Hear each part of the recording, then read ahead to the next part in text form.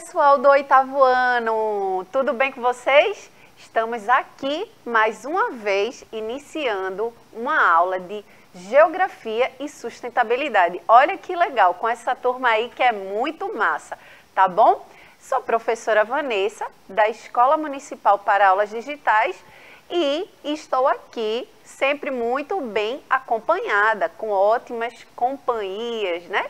E estamos com a presença da maravilhosa Brielle aqui, certo? Fazendo a interpretação de Libras, deixando essa aula mais acessível, né, gente? Contamos também com a equipe aqui de produção maravilhosa também, porque eu só ando com pessoas muito massa, Billy, Dalila, deixando essa aula muito mais bonita.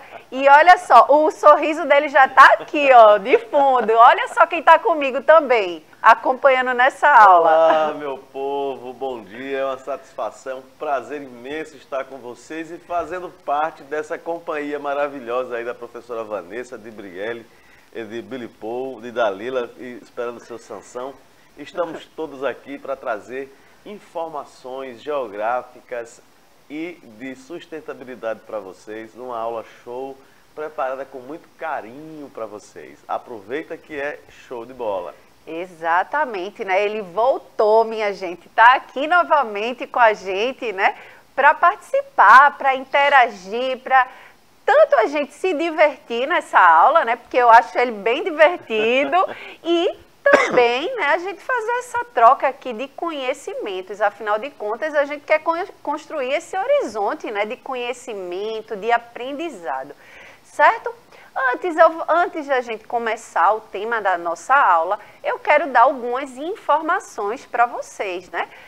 Se você ainda não baixou o aplicativo do Educa Recife, você está aí de bobeira, né? Porque você tem essa possibilidade de interagir ao vivo com a gente, né? Fazer comentários, tirar dúvidas. É muito importante, gente, que a gente construa esse diálogo, né? E aí o aplicativo, você pode, né, diminuir essa distância, né? A tecnologia aí é como uma ferramenta, um instrumento para diminuir essa distância aqui entre as telas da gente, tá bom? Olha, a Billy já jogou o QR Code, tá vendo que a gente tem uma equipe de produção bem eficaz, é maravilhosa, já jogou os QR Codes aí na telinha e vocês podem direcionar seu celular, baixar o aplicativo e ter essa interação.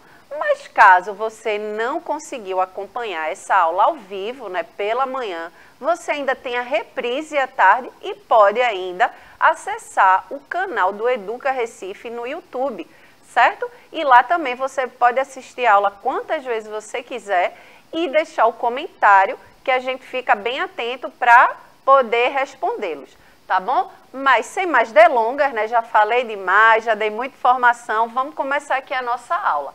O tema da aula de hoje, né, o momento da gente aqui para conversar um pouquinho sobre sustentabilidade é sobre o plano diretor.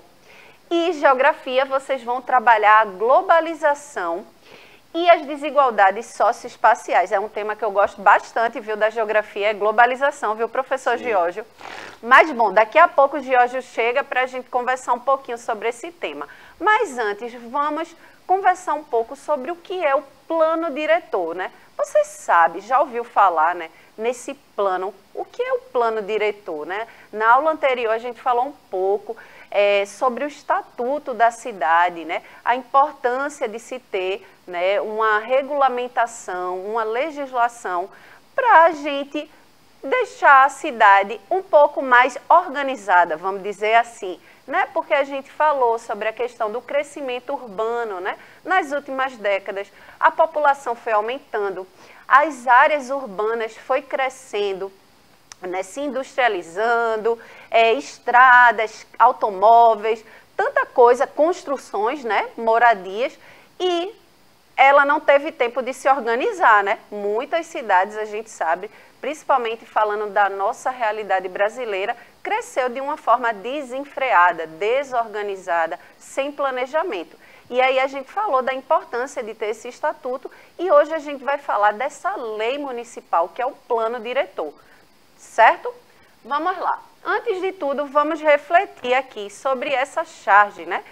Aí tem a seguinte questão, veja, a gente está vendo uma família, né, morando aí na rua praticamente, e praticamente não, na rua, né? E diz o seguinte, aqui na Constituição diz que todo brasileiro tem direito à moradia, que a gente sabe que é um direito fundamental e está garantido na Constituição, que todos e todas têm direito a ter uma moradia, né? Para ter uma vida plena, digna, é necessário que a gente tenha moradia, acesso à moradia de qualidade, à educação de qualidade, à saúde, não é isso, professor Giorgio? Assim como a alimentação e tudo mais. Só que a gente sabe que existe a tal desigualdade, não é isso?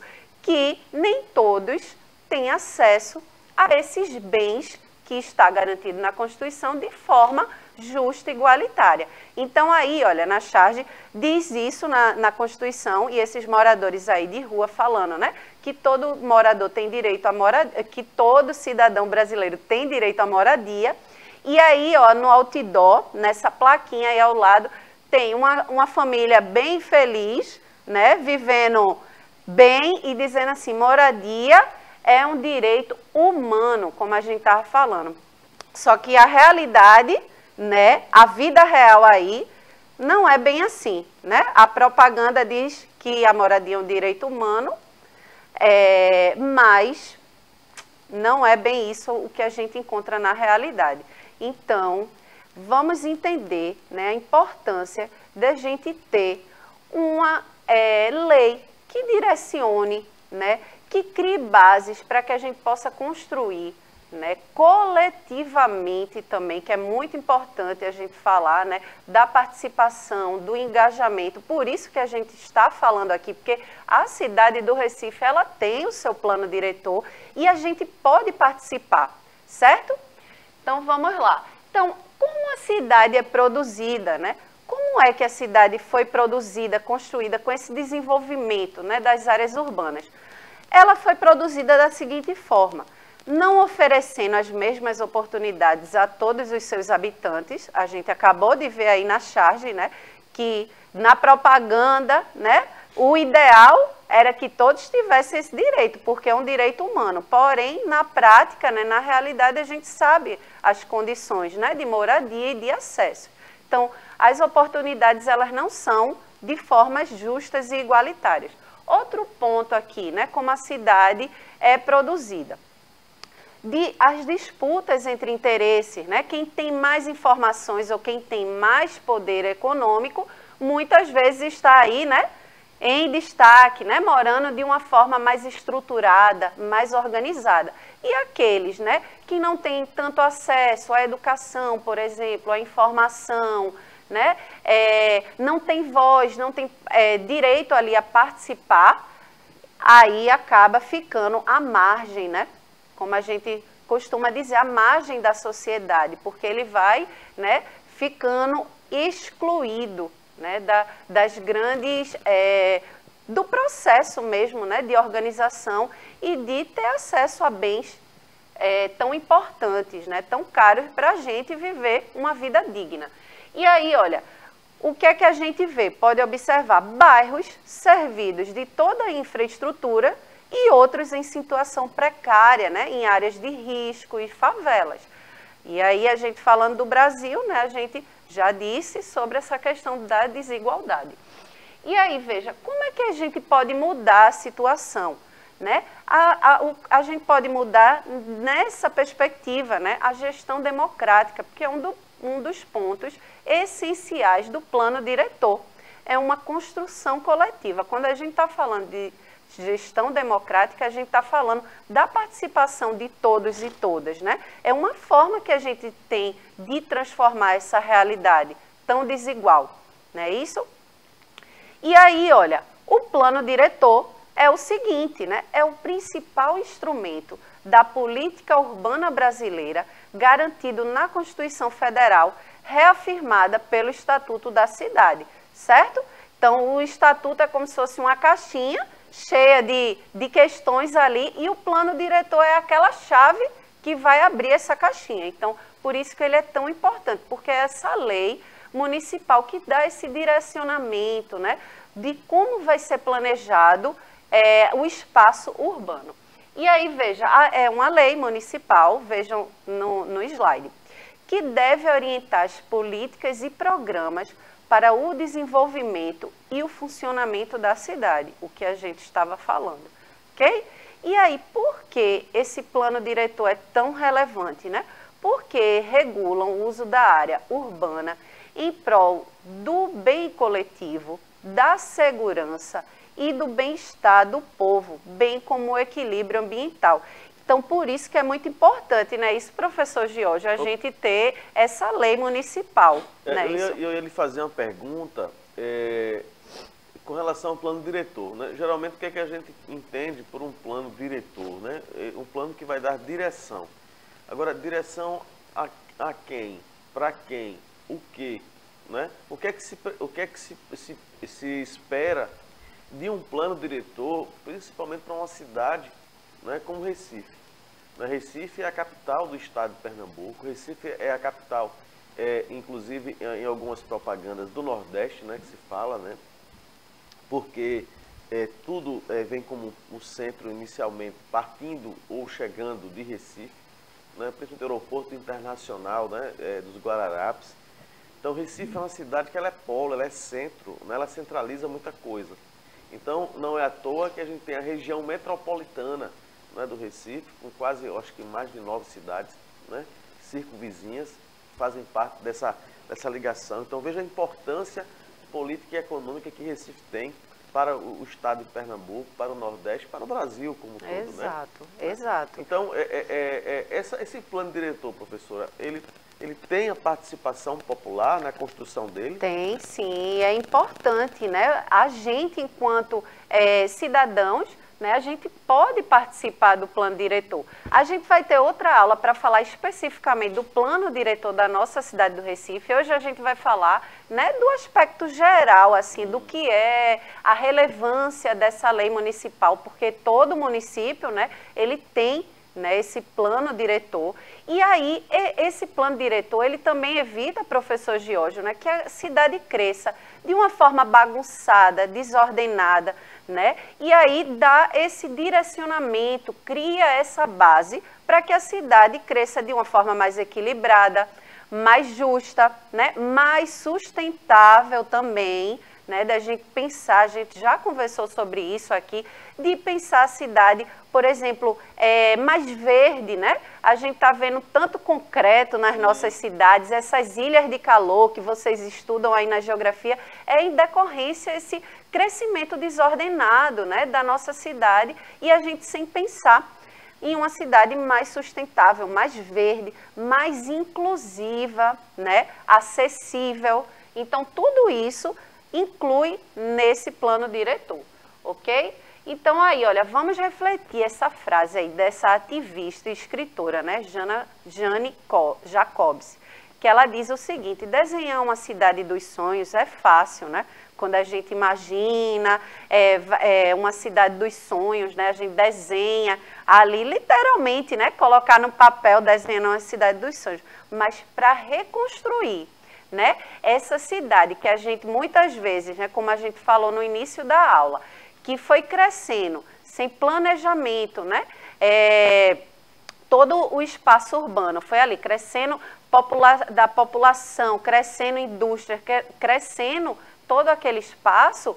É difícil a gente reconstruir, mas é possível, professor Giorgio, né? É possível quando a gente se engaja, quando a gente participa, quando a gente procura, quando a gente já faz ali na nossa comunidade, né?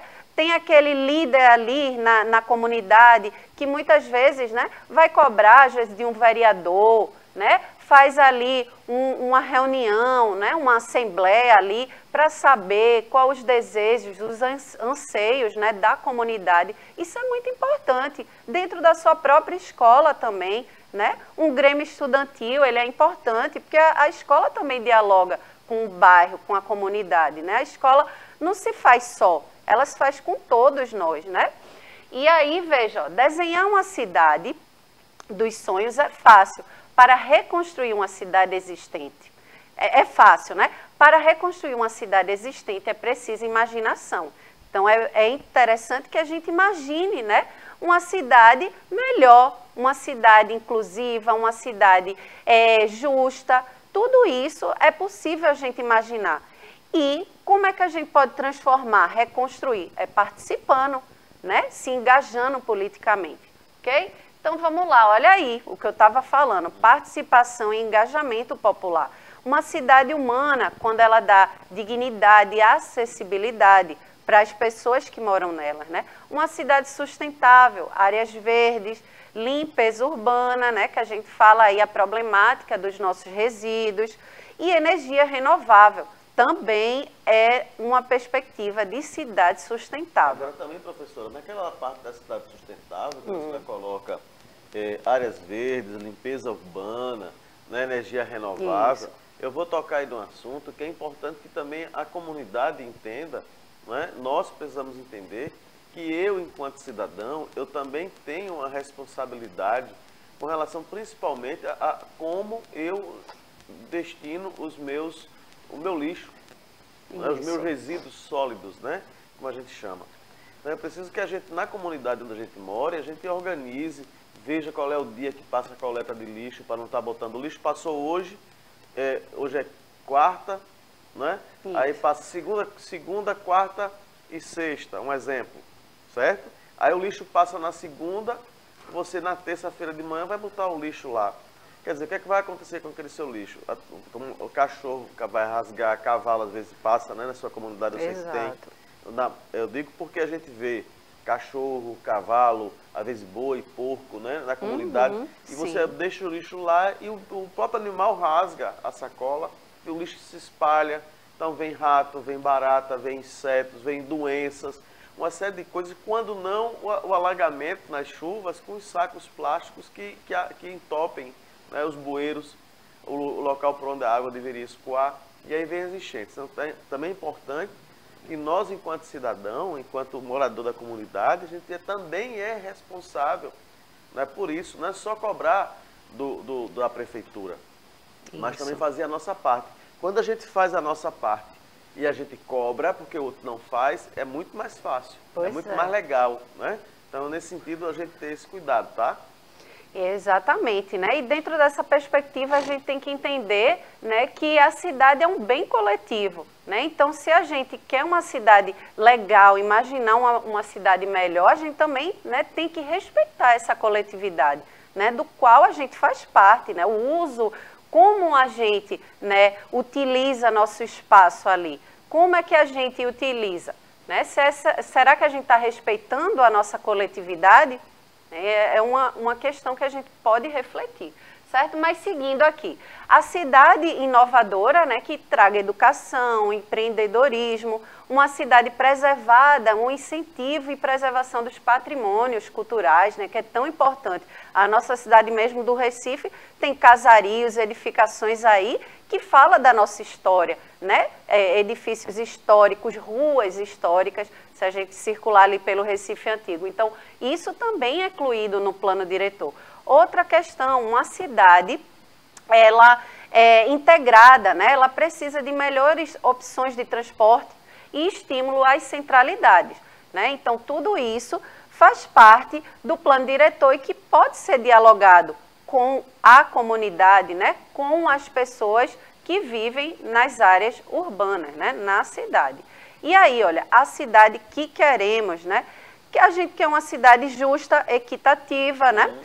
Igualitária, a gente quer construir coletivamente, né? Tendo participação, tendo voz, porque isso fala também de democracia e diversa, certo? Porque ninguém é igual a ninguém, então é necessário a gente pensar na diversidade, né, gente? É tão precioso e tão importante a gente pensar tudo isso. E agora a gente está chegando ao fim desse momento aqui, né, da sustentabilidade, mas o professor Giorgio tem várias coisas para conversar aqui com vocês sobre geografia. Chega mais, Giorgio. Olha aí, Bilipô.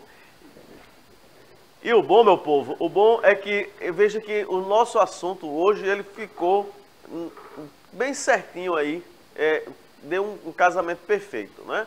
Porque a gente vem falando de cidades ideais, né? De locais ideais, mas o ideal, ele é algo que a gente precisa atingir, né? Como o Jô, por exemplo, que chega às vezes assim de repente, Jô e Jó, lá da Bíblia, né? Também da nossa paciência de Jó.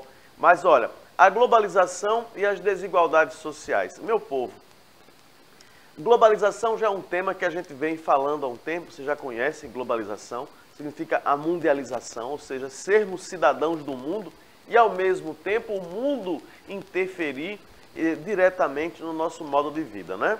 Então, eu trago aí algumas imagens, duas aí, o Love, né? Bota em tela cheia aí, Bilipo, só pra gente ver aqui, ó, Good Morning, Love. Aí o gato e o cachorro, né, os dois convivendo, e o gato chamando o cachorrinho de meu amor. Mas enfim, a globalização e as desigualdades socioespaciais. Olha essa imagem aí que eu trago para vocês. Essa imagem é clássica, a gente vê já em jornais, a gente vê em vários livros. É o retrato, né? do Brasil, né? Em vários livros de sociologia, né, por exemplo, que trabalha a questão das estratificações sociais, né, as camadas sociais. E aí você vê um apartamento, um prédio, né, um prédio com várias varandas, cada varanda com a sua piscina independente, uma quadra de tênis, uma piscina olímpica, bem uma quadra de tênis, né? Uma quadra de vôlei e uma quadra de tênis, né? E de lado você vê uma comunidade, que a gente chama de favela, né? Mas é uma comunidade onde o espaço ele é bem pequeno para cada um. E aí é isso que a gente vê na sociologia. E a sociologia traz para a gente esses termos, né, de Emílio Durkheim, Augusto Comte, Max Weber, que são os caras que pensaram essas questões, né? Como é que isso acontece? Como é que a sociedade ainda continua reproduzindo essas questões de pobreza, de riqueza, né? Esse espaço, né? Esse abismo entre você ter tudo e, ao mesmo tempo, ter pessoas sem ter nada. Então, são essas dificuldades aí. Então, o processo de globalização, gente, ele tem contribuído muito para aumentar o quê? As desigualdades sociais. Então, é isso que a gente vem questionando e colocando na nossa realidade hoje, na geografia, geografia no sentido de geografia humana, né?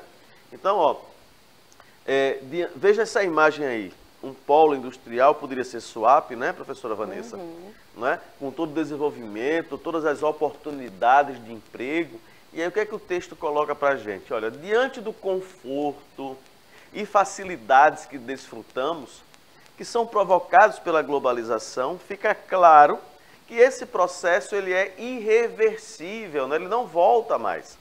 Uma vez que o homem não vai regredir, ou seja, não vai voltar para um passado. Mas o modelo de globalização que vigora, né, que está aí, tem desencadeado, olha, resultados trágicos à maioria da população mundial. Que danado é isso, professor?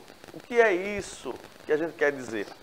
A gente quer dizer o seguinte, que mesmo com toda essa industrialização, toda essa tecnologia, toda essa riqueza, a gente vai encontrar milhares de pessoas passando fome.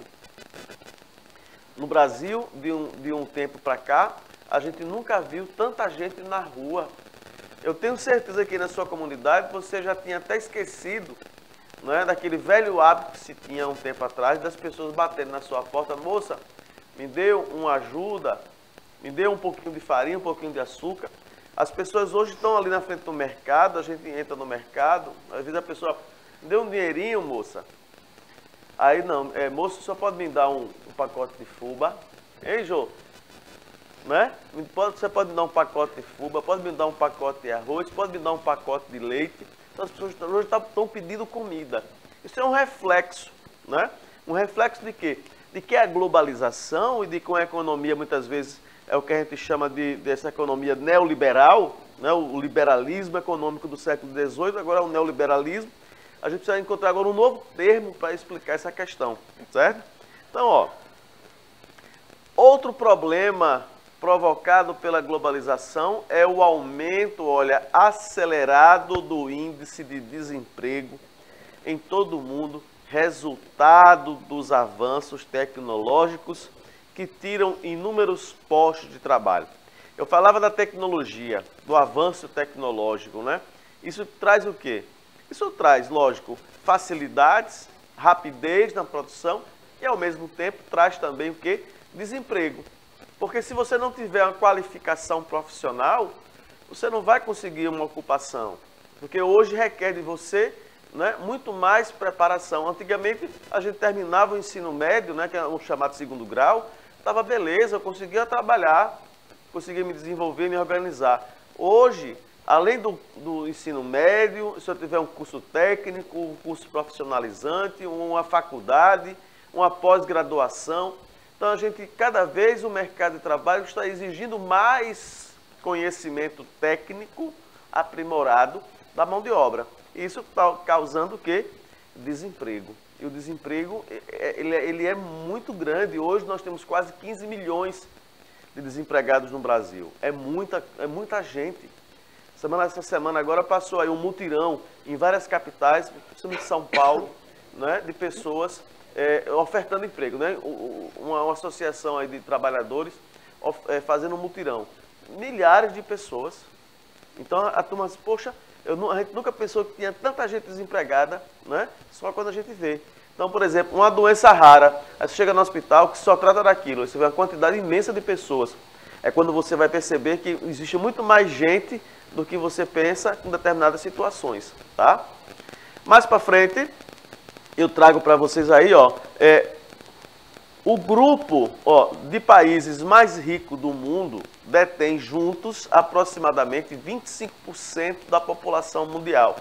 Porém, ó, são responsáveis por cerca de 80% dos recursos extraídos da natureza. É um outro problema que nós temos, né? Que é o uso desenfreado dos nossos recursos naturais. Então isso é um problema sério, a gente precisa ir aos poucos buscando meios de resolver essa questão, né? O professor Vanessa falou do uso de energia renovável, né? Não buscar fontes de energia hoje que não desgaste o meio ambiente, não polua o meio ambiente.